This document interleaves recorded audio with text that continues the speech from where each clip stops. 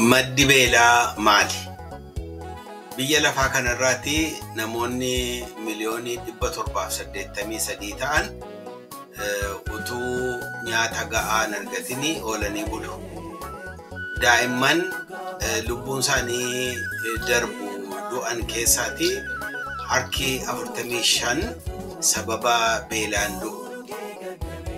Namoonni biliyoonii 3 ta'an nyaata ga'aa jireenya isaaniif nagummaaf isaan barbaachisu hin argatan. Rakkinni kun immoo gara caalaatti babal'atee kan inni argamu biyyoota warra guddachaa jiran jedhamani keessatti. Amma kana hundumaa yeroo laallu gaa maddi beelaa maali jennee akka nuyi nu gaafannu godha. Hanqina nyaataati immoo hir'ina rabsuuti. Maddi isaa maali?